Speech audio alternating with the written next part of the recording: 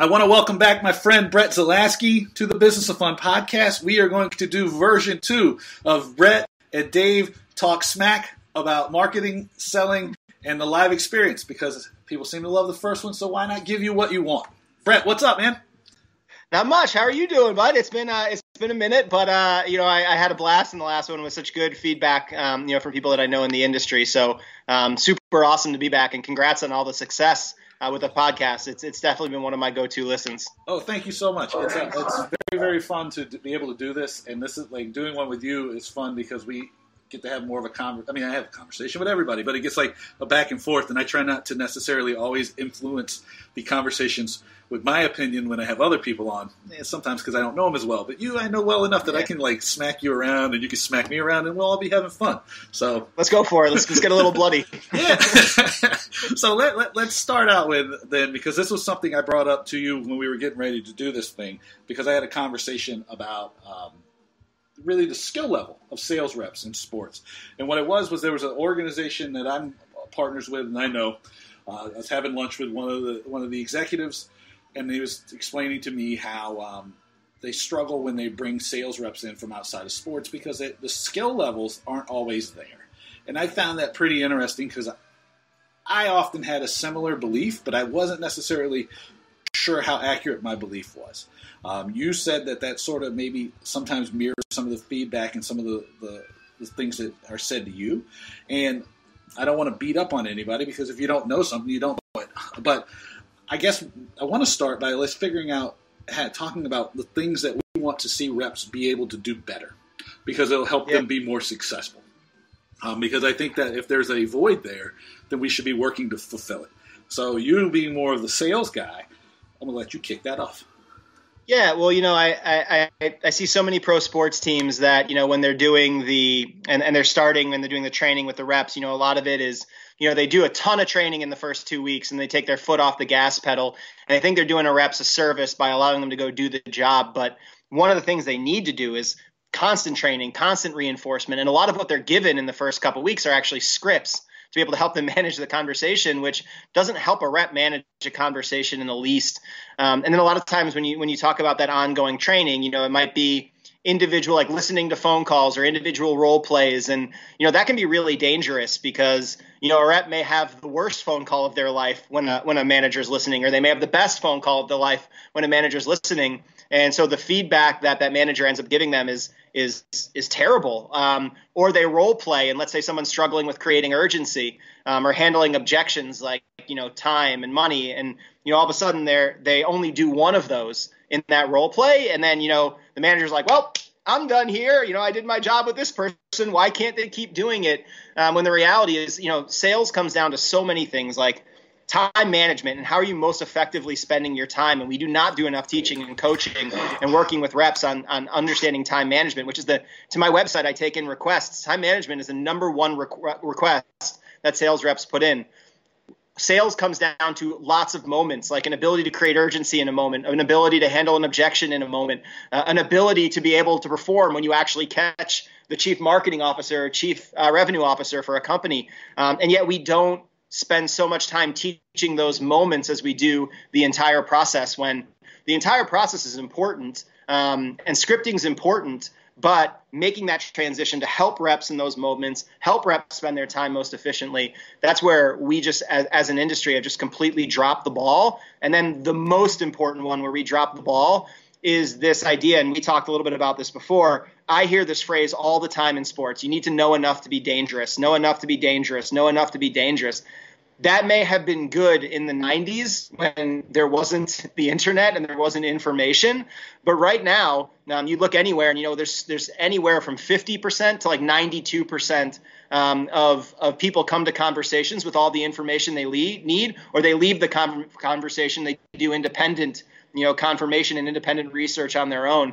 If a rep isn't truly elevating that conversation past the experience with the computer, they're not going to be able to make the sale. If they can't handle those objections in the moment, they're not going to be able to do it. And a lot of that comes down to the confidence that they have in their level of knowledge in the product.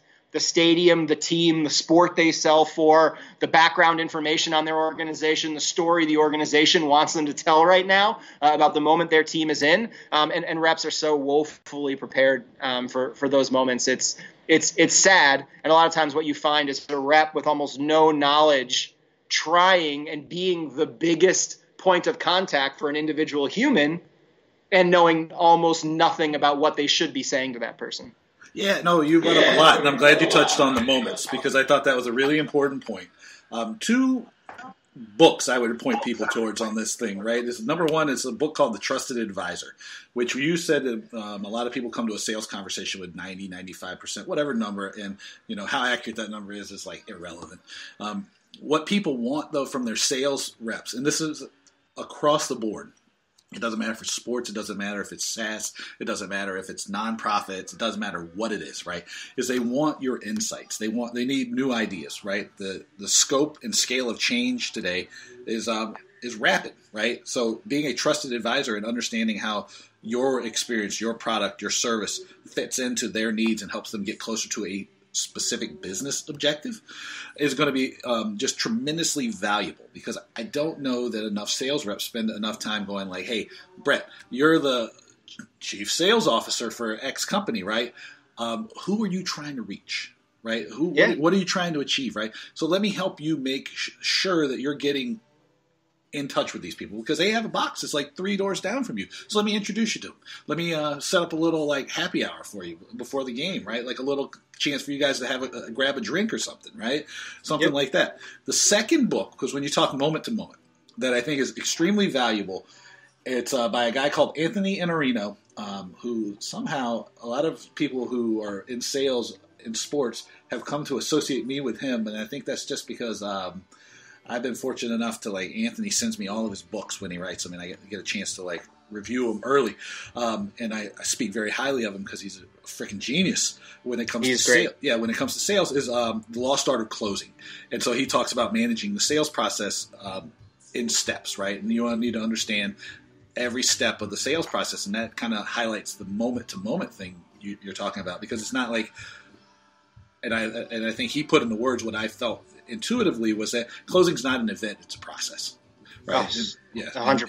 And it's so important to keep that in mind, because if you're always just the ABCs of closing, I think you're missing a lot of opportunities, right? Because it's not a one size fits all solution. It's not just because everybody's in business in Washington, D.C., they're all doing the same thing. I can tell you for a fact, since I'm sitting in the middle of Washington, D.C. right now, is the difference between a nonprofit and a government contractor is night and day. Night and day. A difference between a business in the private sector in D.C. and the difference between a private sector business in anywhere else in the world couldn't be further different. So you got to understand situational expertise, and you have to hone that over and over and over again. And I don't think that, at least in my experience, it's always given the priority that it needs. And I think that that's a really powerful point you made. So I mean, I think one of the things that a rep needs to do, right, is if someone's going to do all this research on your product or is going to do all this research on you, you need to have an opinion, right? You need to have an opinion about what the right thing for that person is to buy. That's right. So I make this comparison when I do my sales training, but can you imagine going into a Joseph A. Bank and the sales rep walks up to you and they're like, all right, what are you looking for today? And, they ask you 10, 15 questions. They do all your measurements, right? Mm-hmm. And then all of a sudden they were just like, well, the whole store's over there. Good luck. And you're like, why Brett, did I just answer all these questions? Why did I engage with you? Why did I talk to you? Tell me what I need to buy right now. And it's such a letdown when you think about yourself on the other end of that process. If you've answered all these questions, you've had this dialogue, you've had this conversation, and then they're like, well, we have 3 game plans and 6 game plans and 9 game plans and season tickets. I call it kitchen sinking. What a letdown it must be for the client. Why did I just have a 10-minute conversation with this person?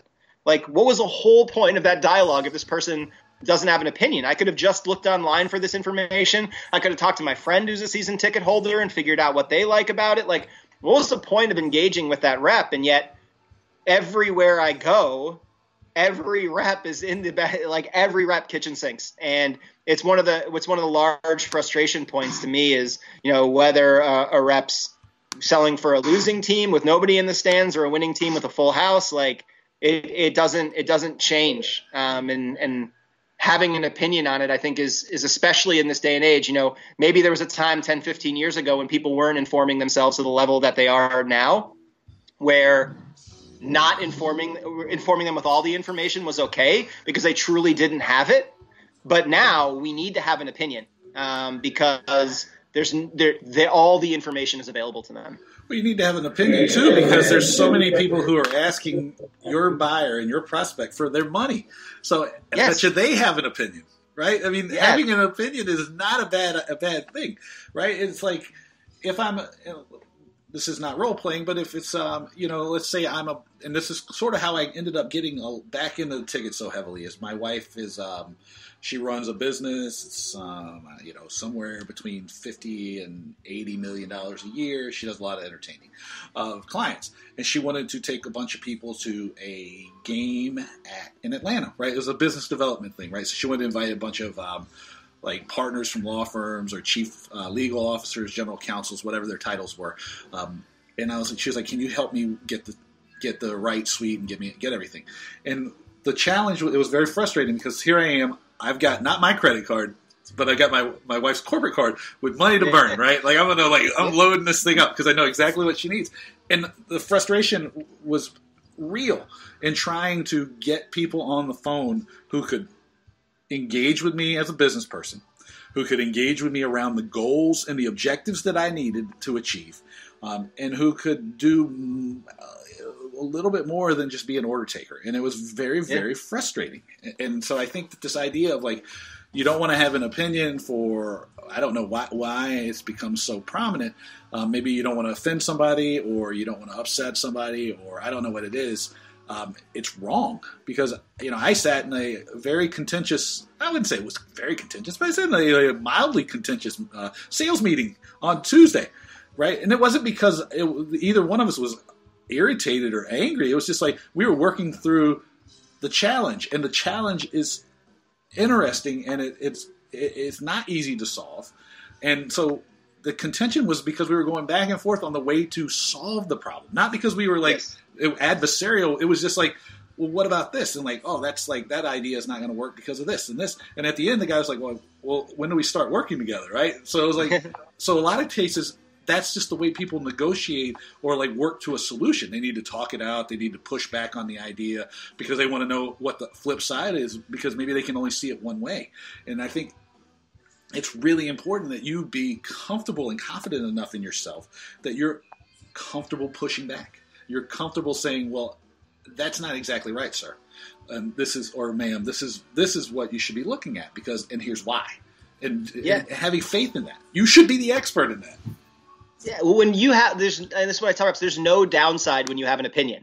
Like, there's no downside, right? So they either say, yes, I agree with your opinion, then you need to create urgency for that person to be able to do it now and not later, or they say no, and then you proactively put yourself in a place to handle objections, right? Like, all of a sudden now, an objection's coming, you can prepare for it, you can brace for it, and all of a sudden you're in a negotiation at that point, because it's either directly handling their objection, going off a season ticket into a partial plan, or or changing their seat location or the amount of tickets they have, or actually handling the objection or the challenge. Like, there are just so many ways that you can make that sale once you put yourself into a moment that, I have reps be like, people ask me to send emails all the time, and reps are like, and so I'm in all these conversations, and I'm like, that's not sales. Like, that's information delivery. You may as well be the post office or the internet.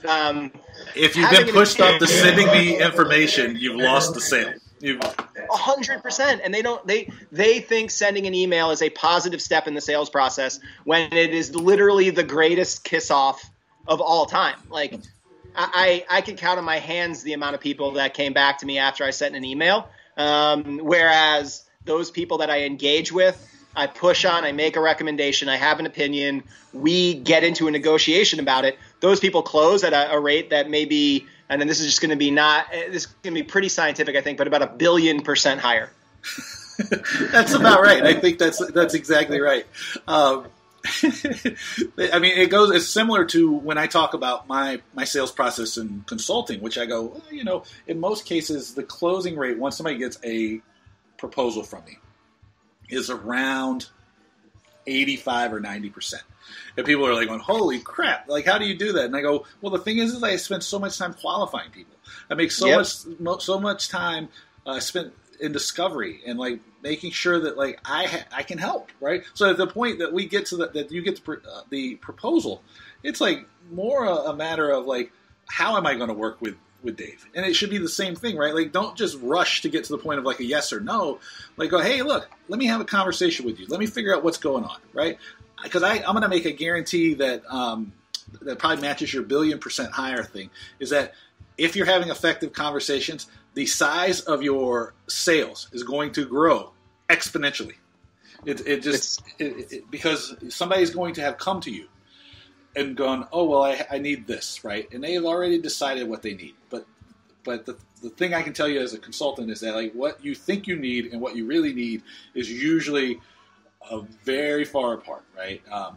I've used the story many times before about when I was working with American Express in the secondary market, where I'd have people call me all the time and go, look, I got a budget of $100 a ticket to take this new prospect to a Yankees game and entertain. And I'd be like, oh, what kind of prospect is it? Oh, what's your business? Oh, like I would know these things. And all of a sudden that sale would go from $200 for the pair of tickets to be like $250 a ticket, right? So then I've like quadrupled the sale. Like just a 5-minute conversation. You know what happens? It's not the guy's mad too because he spent 4 times as much. He's ecstatic because all of a sudden he's like going, I'm in a position to win this guy over. You told me all the stuff I need to know. This is a freaking bargain. And that's the way you have to approach it. The dumbest thing I hear all the time is you need to build rapport with the client. You need to build rapport with the client. You need to build rapport with the client. That is the most dangerous phrase in sales right now. I mean, to your point, you need to be their trusted advisor. This idea of building rapport is so dangerous because then all of a sudden you're talking about their kid's podiatry appointment, and your ability to bring that back to a sales conversation is going to be almost none. Like, if I'm a ticket sales rep, every question I ask them needs to be qualifying against what ticket package is right for them, how many seats is right for them, and what location in the stadium is right for them. If I'm asking any question that has nothing to do with that, I am only shooting myself in the foot. Like, I love to hear you talk about like, qualifying and qualification, because we do such a crap job in sports of qualifying our buyers and our leads and our people, because we are under this mythical idea that they need to like us. And I don't know if there's a great book called The Sale is a Love Affair by Jack Vincent, who's a guy that I've gotten to know pretty well. And I just really love this book. But the thing he says is the one thing that mitigates risk is trust. Being friendly doesn't mitigate risk. Like, no. It's still really risky if you don't trust that person. The one thing that mitigates risk, and that's trust. If they trust you, if they believe in you, if they think you're there to help them, they will buy from you. Yes. If they just think you're being nice to them or you're trying to get them to like you, then all that's going to happen is they're going to ask you to send an email and they're going to ghost you because they don't want to tell you no as a person.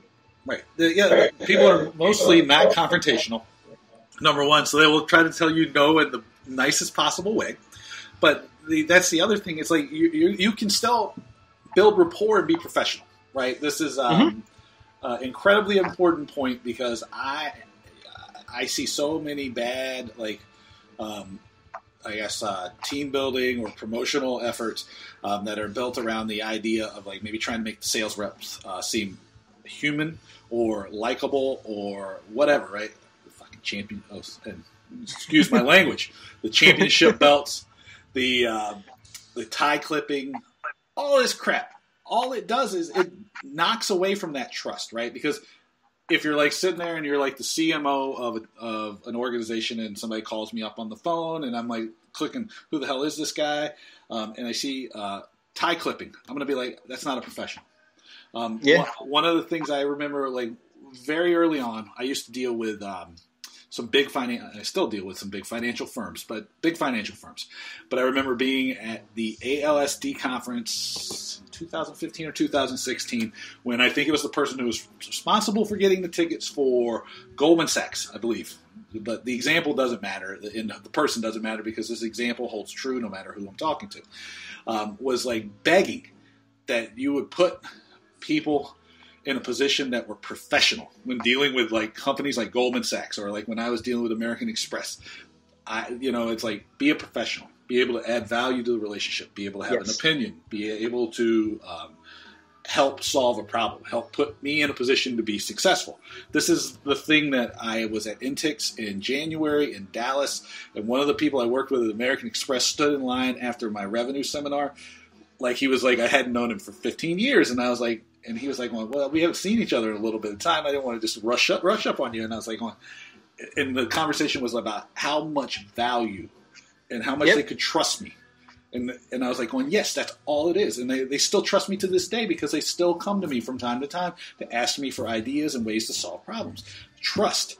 And the thing is, trust is not enough, because you can like somebody, you can even trust them, but you wouldn't trust them with your business.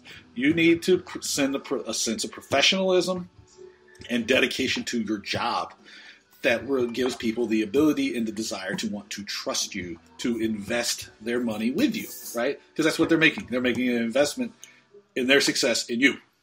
Yeah, well, and I think the thing is, I know I got some pushback from some people who think that, I'm against I'm against tie clippings, and I'm against, the celebrations and all that stuff, when, that honestly couldn't be farther from the truth. I think the culture of an organization is important. And I think, part of what a manager has to do is sell the culture of their organization out to people who may work there. But what they also have to understand is this is not a or conversation. You don't have to be anti-tie clipping or pro-tie clipping, right? Like, if you actually read what I say, it's balanced. Like, I understand the sellout of the organization from a culture standpoint to people who may eventually work there, but you can't do that exclusively. You also need to be able to make sure you balance that by providing value about why people will buy your tickets. Yes. And then be thoughtful about the way, if you're going to present the tie clipping, like, be thoughtful about the way that you present that person who got their tie clipped and why they got promoted. Tell the story of the value of that person and why they're going to make your organization better. Don't just be like, hey, we did this yesterday, congratulations to them, right? Like, this, we get so focused on making it an or conversation. You're either in this camp or you're in this camp. When the reality is I don't think anyone's saying you shouldn't promote the culture of your organization on LinkedIn. I think what they're trying to say is you need to be thoughtful about the way that you present the culture of your organization on LinkedIn. And you also need to make sure that there's an audience of people that are trying to buy your tickets on this channel that you are reliant on. Every team I talk to says we struggle selling business to business. And the question is, how much value are you providing to those businesses in the way that they're going to look you up? If all that business does when they see you is tie clipping,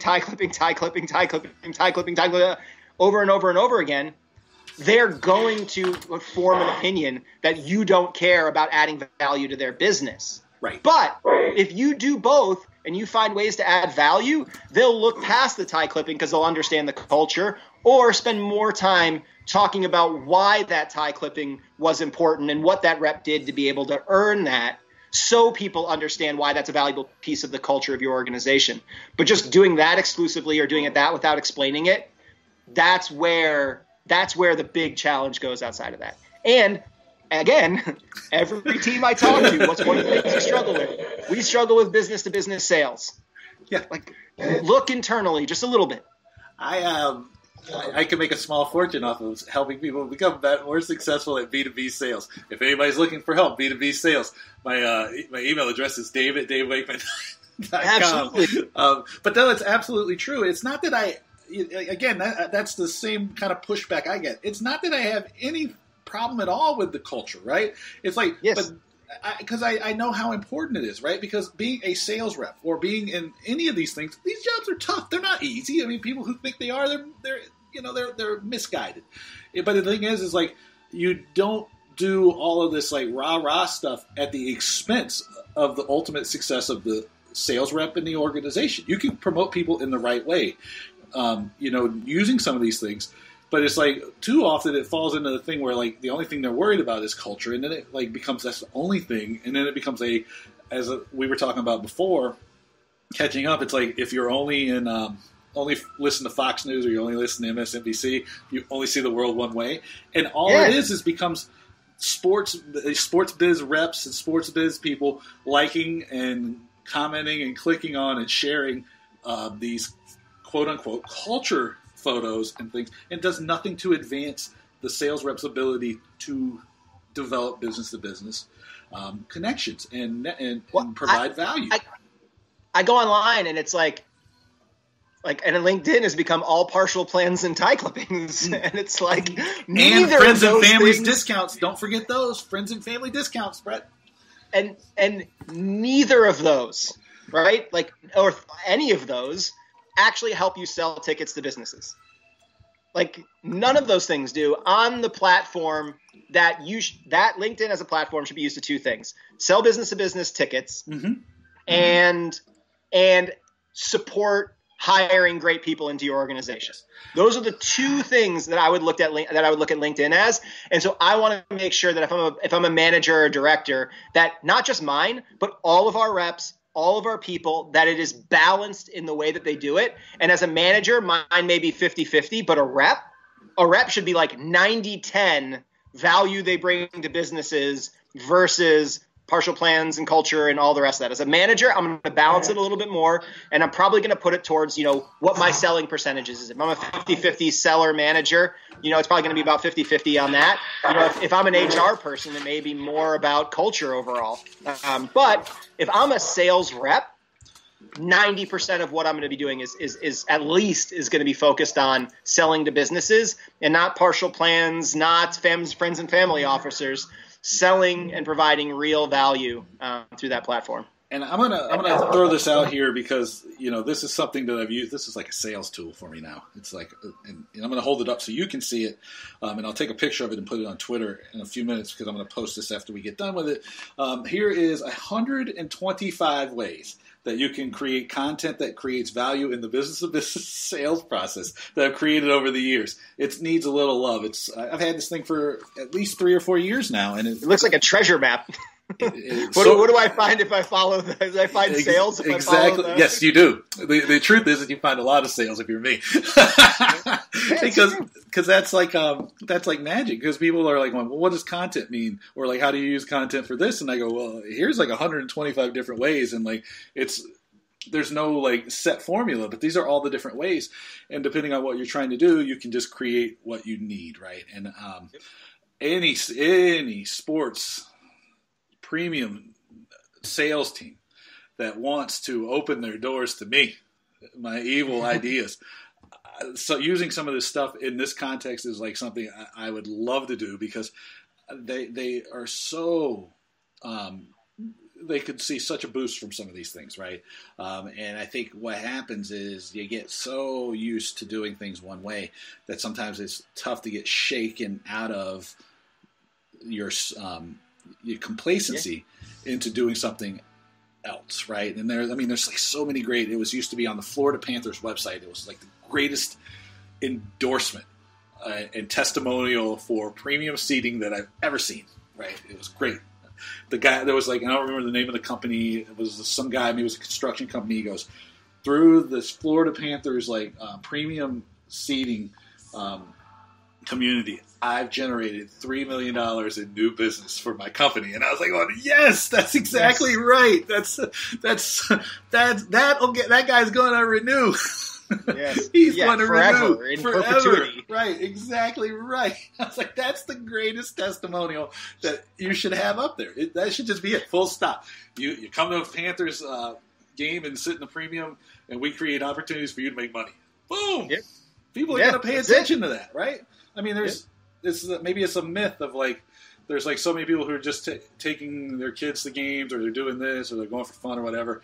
Like the price structure of some of this stuff is like so skewed towards the premium or the enterprise buyer that like, if you're not looking for those things, there's somebody else who's definitely going, hey, look, we threw this event at X, Y, and Z place, and then we were able to generate X amount of new dollars. Boom. Yeah. And so if I'm looking for like ways to entertain my clients and connect with them, I'm going to go where they're talking about how they've used those events to leverage them for money. And yes, there's enough breaks in the action if you're at a basketball or a football game or a baseball game or any game, except for maybe soccer. But that doesn't matter. Soccer's great. Even then, I would argue that that's not true. That you can connect, and you can connect in a new way because you have all these ways to build a relationship, right, with people during the breaks and timeouts. Like everybody has a favorite player, everybody has a favorite reason for liking their team, whatever it is. But it's got to be focused on the outcome, the value you create. Okay. But I mean, that's just me. What do I know? Who am I? I know you. You know me. I made a few shekels in my time. Yeah. Now, what this kind of leads into is another area we were talking about. Is one of our. I both love it and hate it. Is the Empty Seats Galore Twitter account? Yeah. We were talking about, and that we don't bring that up to. They do a great job of promoting themselves, but it's fundamentals of filling the stadiums, right? Because one of the things that I saw yesterday, and I mentioned it to you before we started recording, was the idea that Major League Baseball is solving all of its issues because its first week attendance was up like 1.4% over the year before. And I was like going, yeah, I'm going to take a hard look at that because I don't necessarily know if that's true. And so I think the fundamentals of filling the stadium kind of goes hand in hand with a lot of stuff we've talked about today, which is like, the culture, the ability to connect with people, the fact that sports is awesome and that, people are looking for certain things. Now more than ever, right? We know that consumer spending on experiences is going up and it's likely to hit, I think it's a huge number. It's in the trillions of dollars over the next 5 to 10 years. And the next decade is going to grow even more to trillions of dollars worldwide. Yep. That said, that should be a clear indicator that people want to go out and hang out and have experiences with other people, right? If you follow evolutionary science at all, you know that humans are animals and pack animals. We like to be together. Yes. Yet, the fundamentals of filling a stadium seem to be broken. What's up with that? There's so many questions to answer within that one. We were talking about this before too, and we have one decided advantage too. Is that pro sports are amazing. Like watching it is amazing. Seeing these athletes compete is amazing. The fan experience, being able to share it with other people, is amazing. And yet, I use this phrase a lot now since I've started consulting a company. Is we've made tickets elite, expensive, and elaborate. When part of what we do when I teach sales trainings, one of the things I remind people is all our job needs to be is helping people get to something they already want to go to by spending less money. Like that is the job of a ticket sales rep, is to help people spend less money to get to something they already want to go to. And yet we make it so elaborate. We make it so difficult. Group ticket sales does a pretty good job by doing just that, right? Like, group sales is one of the actually real positives in sports right now. And they do a really good job of being like, how cool would it be to come to this with a lot of people? And people are like, yes, it would be so cool to come to that with a lot of people. And yet we've made season tickets too complicated. We made partial plans too complicated. We've destroyed the individual game ticket market through the secondary market. There's just all those ways. Like really the fundamental thing that's not that broken is group sales, which is the one thing that we've done a really good job innovating on over the last 15 to 20 years.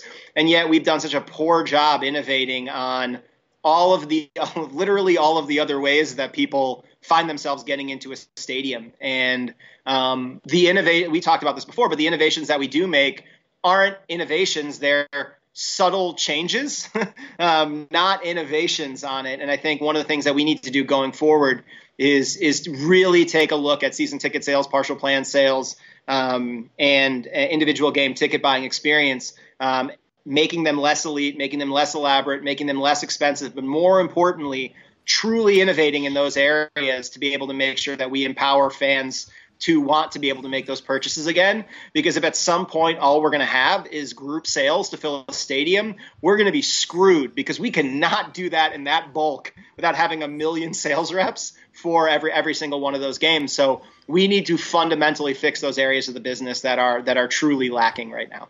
Oh yeah. One of the things I push back on constantly here is whenever I have anybody who's associated with the secondary market on here and they talk about the ticket being just a commodity, and I go, of course it is in your view, right? And I don't disagree with them. That's their point of view, and I understand it completely. What I do say, though, is if like you're on the team side or you're like the content producer, no matter what it is, do I want my event, my experience to be a commodity? Part of the problem with like the single ticket market being broken, right? It's not the secondary market's fault, right? They've only done what they've been incentivized to do. This is like all about incentives. This is your micro and macroeconomics 101. If you're paying attention at home, it's that like people are going to respond to incentives, and so if you want to, and you've created an incentive where people have decided it's best to wait to buy a ticket to a game. A lot of unintended consequences come with that, right? Like so the prices get driven down unless there's something externally hot about the matchup, right? Which is a bad way to run a business. People wait, and so then they might not go because of some other commitment, right? Some better opportunity comes up. All these different things come in place, right? You have to change the dynamic to make it so it's more valuable to buy the ticket early, to commit, right? Cash in hand's better than cash in the future. I mean, this is just a business tool, and you have to revisit this. That's why I really struggle with all of these subscription plans. I understand that people are comfortable with subscription plans, right? They like on-demand things for Netflix and the Apple Plus News thing, which looks pretty awesome. But I would, if I were one of the magazines and content producers taking part in that, I'd be a little concerned for my business model because it doesn't seem like it's going to be a good business for me. All these things are happening, and I think the fundamental challenge is like you got to rethink the way that you're expressing the value of the live event experience, of the sports experience. Yes. Because we were talking about this before. It's like, I love the stuff, man. It has nothing to do with like me being like upset or bitter or anything else. It's like, I'm just looking at it going like, we have every advantage in the world for what, because no matter what you go see, it's never going to happen again, right? Like, it's the most unique content in the world. You might be able to watch highlights, but you're never going to be there in person again, right? It's like, I don't care if it's like the third game of this baseball season, right? You got your number 3 starter against the other number 3 starter. You're never going to see this exact same thing again with this exact same crowd of people and these exact same conditions. It's entirely unique. It'll never happen again. It's a one-of-a-kind thing. It's a missed opportunity to be like, you never know what'll happen. You gotta rethink the value proposition.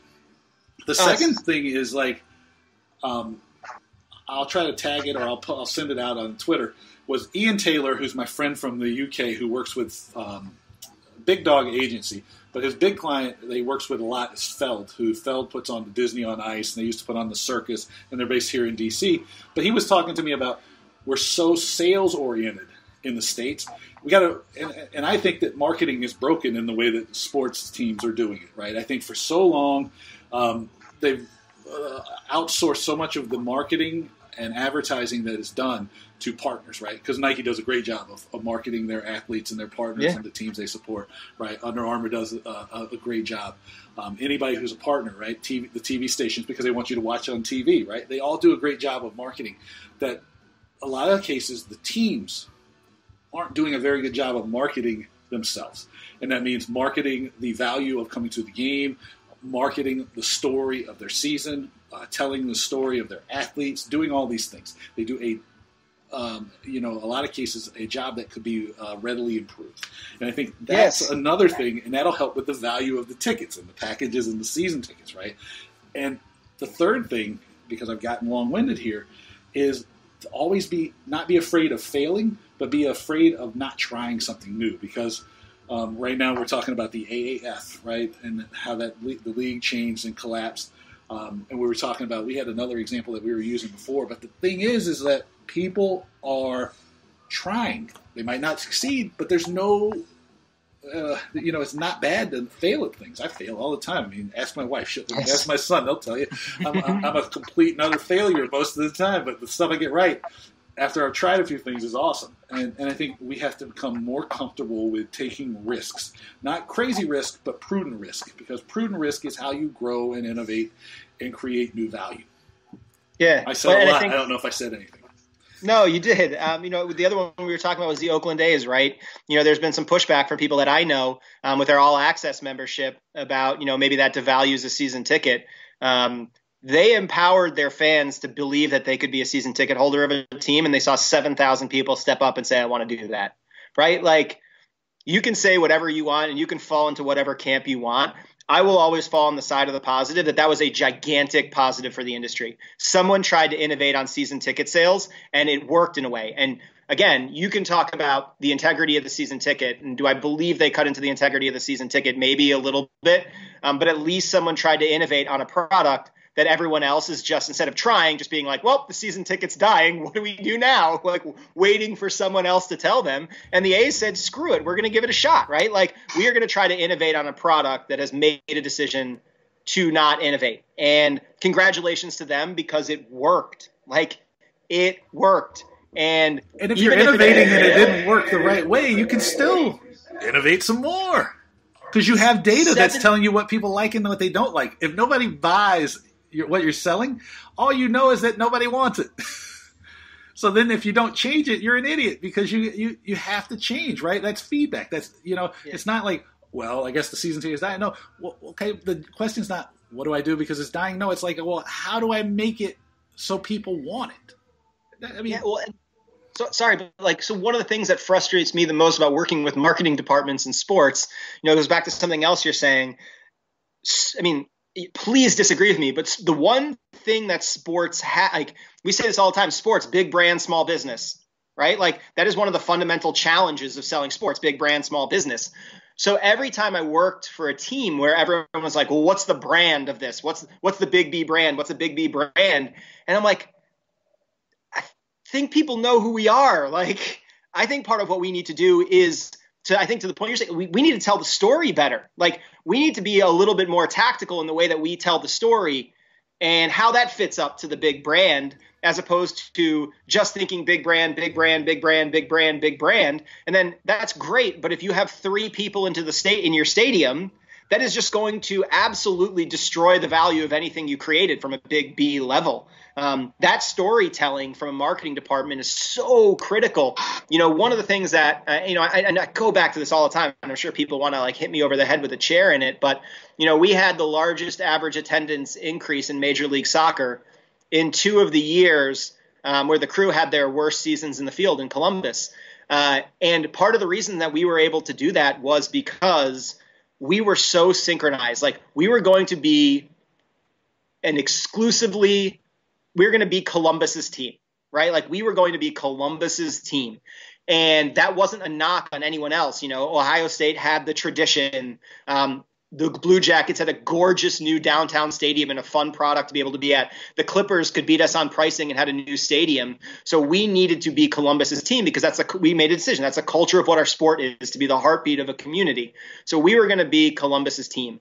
And that wasn't just a big B thing. That was a big brand thing, but it also was a story that we told from all the branding and marketing that we did, through all the way that our sales reps communicated the value, to the storytelling that marketing did about who the people on our team were, and having 8 or 9 players from Ohio on the team, and supporting that with all this information and the ability to tell the story about it. That's what I think made it so appealing to people. Was it wasn't just a big B thing, or it wasn't just a sales thing. It was this thing that every touch point you had with our organization, you were feeling that this team wanted to be the heartbeat of what Columbus was.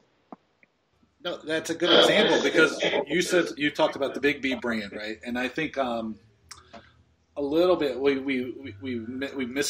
misunderstand the impact and the power of the brand, right? And then we also misinterpret what marketing is, right? Because I don't think people understand marketing, or maybe I have a different take on marketing than everybody else does, which I think marketing is everything your organization does, from like every interaction, every little decision you make is a marketing decision. That's my philosophy. I probably have had that now for most of my life.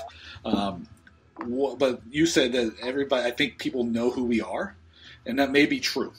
But the more important question we should be asking, though, is like, do people know who we are? But more importantly, do they care?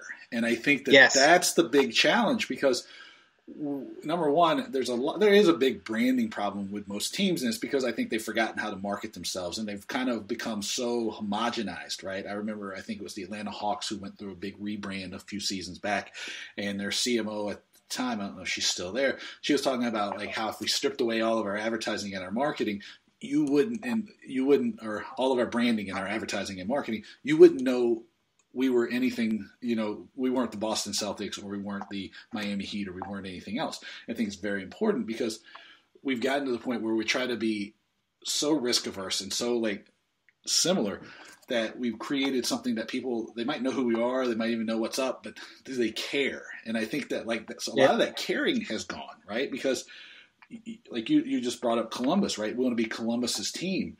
That's a specific branding story. That's a specific tactical story. That's just like creates a center, a core to what you're doing that allows you to have something to say to people, right? There's something you drive people towards. There's meaningfulness to what you're talking about. It's just a much wiser decision. I think that's lost in a lot of cases, but I could be wrong. Yeah. No, I agree. I mean, like, listen, obviously I've spent a lot of my time in soccer, and when you look at some of the greatest brands in soccer, you understand exactly what they are, right? Like the Portland Timbers, they are, excuse my language, they are fucking lumberjacks, right? Like we're going to be lumberjacks on the field. We're going to be lumberjacks in the stands. We're going to have a guy cutting wood. Like that's our identity. That's who we are. The Seattle Sounders, this is going to be weird, right? Like we're going to wear weird colors, and it's going to be a weird experience, and we're different people in the stands. You look at Atlanta United, who led, we are going to be fan-friendly first. We are going to be an organization that cares about our fans. We're going to be unique about the way that we go about bringing players into the organization. We are going to be unique and different, and we are going to focus on the fans. And those are the greatest success stories. And if you look, they all three did it differently, right? But they took ownership from everything, from the branding to the colors to the advertising to the way they talk to their fans to the way their sales reps are able to communicate that. They hit it out of the park. And when you look at those three, those are some of the biggest success stories in professional sports over the last 20, 25 years. And all three of them, exactly who they are the minute that you say that organization's name. And there's a reason that, that those organizations continue to find tremendous success. Yeah, I think that's absolutely right. You have to, you can't be everything to everyone. You have to be very, very specific. And I think that begins with like is critical, right? Having a mission statement that reflects what your team, the whole organization should be, right? Like it's, what was the Raiders' commitment to excellence? Right. So then that makes it, that's a pretty clear value statement, right? I tell the story of the day after Election Day in 2016. And I went to, because I live in D.C. and I've done some political work over time. And I was like I want to look at like Hillary Clinton losing the election from like the point of view of branding and marketing. And I went to the Democrats' mission statement, and I couldn't make hide nor hair of it. It was like so convoluted. And if I'm gonna have to mark this one NSFW, ass backwards, and so completely baffling that it was no wonder that like they couldn't tell a consistent story, and that they couldn't make a case for why you should vote. And don't bring that bull crap in here that she won the popular vote. She didn't win the election the way it was laid out. Couldn't tell a story that was able to win the election, right? Yep. Because it's the same with everybody, right? And it's you have to have something that guides you, right? Like for me, it's like I want to help people maximize their revenue, right? I mean, it's a simple thing. It's like and deeper down, if I'm working with like small businesses, I know that it gives them power, right? Like over their careers and over their livelihoods. But in most cases, it's like I want to help you maximize the impact of your projects and your ability to make money. I mean, it's pretty simple. I like to make money. how clear are a lot of these organizations' mission statements, right? And Peter Drucker would say it needs to fit on a T-shirt. Commitment to excellence is great, right? Like, it means that would trickle down in theory to everybody, right? Like, is this going to be excellent? Is this going to help? Because that's your brand, right? Like, everything there is like, if you're committed to excellence, that's your brand. Because I think that, like, really what's getting lost is the emotional connection, right? Everybody's, I think I was listening to the Bill Simmons podcast, and he was talking about, like, how a lot of these guys are like the CEO of their business, right? Of the people, of the player. And what we lost is we've lost the connection to team. Like, people are really connected maybe to Kevin Durant or to D Wade, obviously, if we've seen it this week. But are they connected to the team? And in many cases, it's not as strong anymore, right? It's we were sharing this story before. I'm much more attached to Tottenham Hotspur than I am to almost anything except for the University of Alabama. And does that mean that I don't go to see stuff? No, I took my kid to see the Mets the other day, right? When they were in D.C. But I am connected to the story and to the vision and to the mission of Tottenham Hotspur. To dare to do, right? Yeah, exactly right. Yeah, and I think that's missed, and I think that drives the marketing issues. It drives the challenge of selling single tickets, packages, group packages, season tickets. That's the big problem.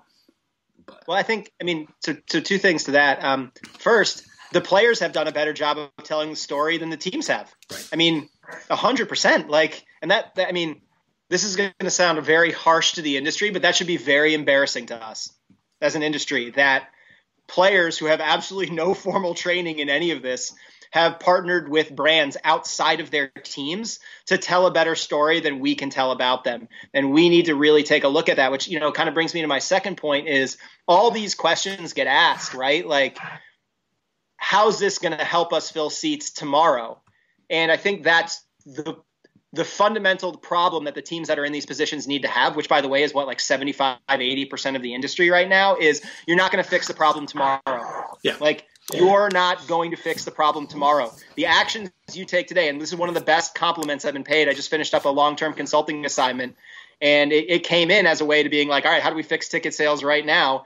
And, we left, and, and the president said to me, I believe all the actions that we're going to take, we're going to look on this back in 6 months now, and we're going to say, oh my gosh, it was incredible to have Brett here. And I was like, that is the nicest compliment you can pay me, because every problem that you have is a product of deteriorating over time that can only be fixed by creating real value and telling the right story and doing the right things over a period of time. That's how you're going to earn the trust back with the fans and the people that you've been able to push away. And that is everything from big brand all the way down to the individual sales reps that you bring into the organization. Every way that you touch an organization, you've got to build the brand, and you've got to be able to build the marketing back up through that. There's nothing that's broken in professional sports that gets fixed overnight unless you sign LeBron James or you draft Zion Williamson. But that doesn't even fix it. Even then, that is a Band-Aid over a much larger problem. That is a short-term Band-Aid over a much larger problem. And we see all those teams who try to maximize the revenue in that moment. When there are organizations that have made the smarter move and instead of firing all their salespeople when they draft Zion, have turned a lot of those people into customer service people and become more customer service centric. That is a smart move. Firing all your people to maximize the revenue moment is stupid, because the Portland Timbers are going to sell out I'm convinced they're going to sell out every game for eternity, because they have created so much value in being in that stadium to watch that game that it is going to be very difficult, and it's going to take a long period of time for them to dissolve the value that they've created, no matter how poorly they do on the field. And that's the idea, that these teams, you have to create the value and the integrity and that contract with your fans that you care about them, you care about the experience, you want to be what they want you to represent. You want to be what you want to represent. And if you continue to build value that way, you're going to find more people in your stadium, but it's not going to be tomorrow. It's going to be over time. And, one of the great things, Clark Beacom, who's now with Austin FC, who's with me at the Crew, one of the questions he used to ask me all the time is, are we going to be proud of this decision in 2 years? Which was such a great question, that every time a ticket sales organization asks a question. Like maybe you do discounting for something, right? Maybe you do $10 tickets for something. But the idea is, are you going to be proud of that decision? Will you be able to have justified that decision in 2 years? And if your answer is maybe or no, don't do it. Like if it's a $10 ticket to a teacher for Teacher Appreciation Day, do it. Like, and if you can be proud of that in 2 years, do that. But if it is bulk, mass marketed discounting on something, when you are what you want to be, you are not going to be proud of it. Don't do it. No, that's exactly right. Most of these challenges, they weren't created in a day. They're not going to be solved in a day. But one thing I would push back on, because I think that this gets people into a danger zone, is you use the Portland Timbers example. It's like it'll take them a long time to tear down anything that they built. I actually think it would happen a lot faster. I think it's like something you have to continue to nurture and pay attention to, because if not, you lose it. You know, it's like the person who goes broke, rich man who goes broke, right? That story, that parable, right? It was slow at first, and then all of a sudden, it's the same thing with like a fan experience or a culture. It's like slow at first, and then all of a sudden it's gone, and then to turn it back around is years and years and years of work. It's something it's precious. You have to continue to focus on it. So there's no doubt about that. But I would say that the problems that one team would have might occur overnight, where the Timbers would occur several years down the line because of the value they've gained too. And then one thing I want to make sure I say, the Portland Timbers are one of the best pro sports organizations I've been around, period, because they are uncomfortable all the time. Like you talk to the leadership group in Portland, they are so uncomfortable every single moment about losing the integrity and the value that they've created, that the way they innovate, the way they think, the way they try to maximize every opportunity, the way they try to continue the culture that they have through the Thorns, through P2, through everything that they've done, through innovating within their own stadium and the confines they have with that stadium. It is a remarkable job of not being complacent in any way, shape, or form when they had all rights to be complacent for a minute or two. They have been uncomfortable every step of the way, and it is just remarkable what they've been able to accomplish because of how uncomfortable they've remained as an organization, and that is full credit to the leadership there.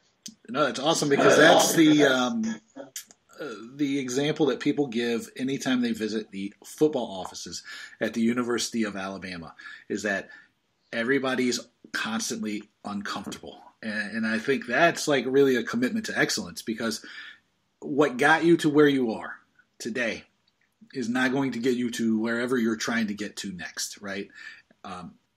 Excellence is fleeting if you don't continue to push at it, right?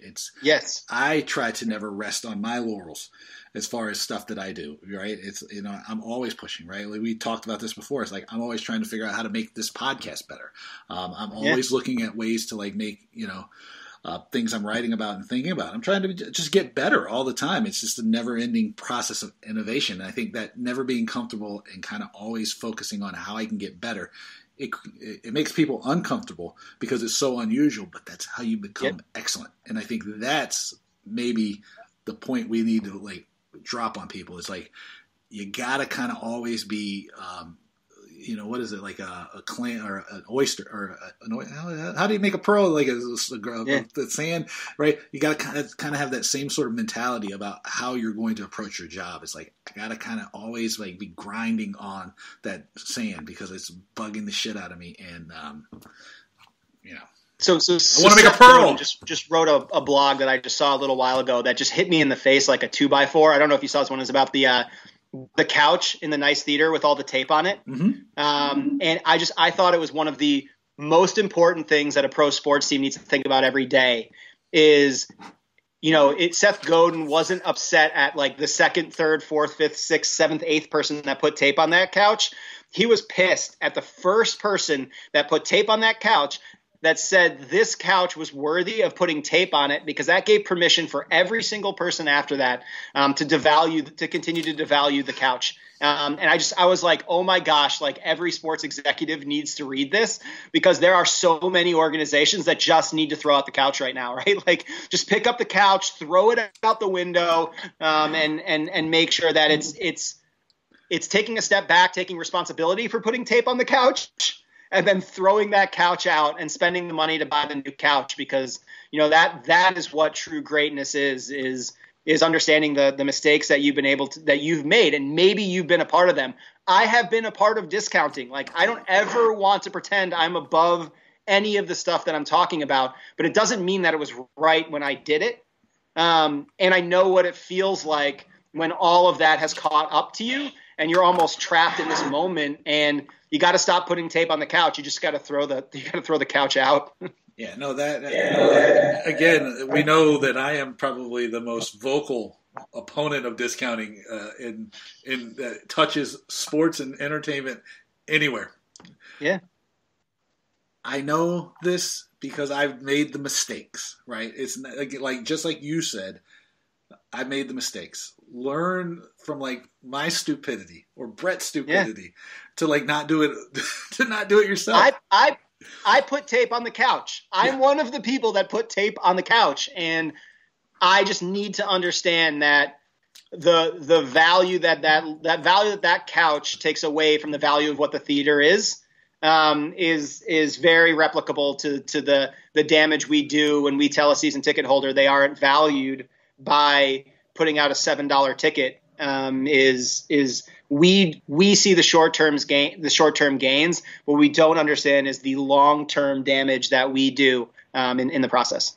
In a long-term view, throwing out the old crappy couch that you've covered up with tape, tearing down the peeling wallpaper in your premium areas because it doesn't look premium. All those, I think that was a good spot to leave everybody on, because we've definitely been going at this now for a while. I think we covered a lot.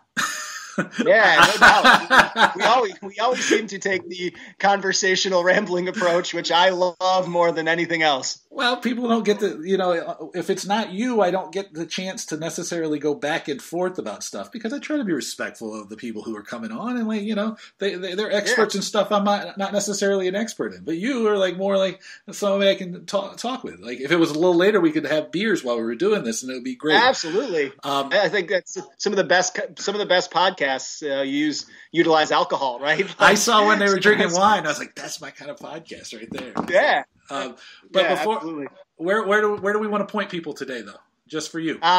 Please. I mean, they know how to find you, but still.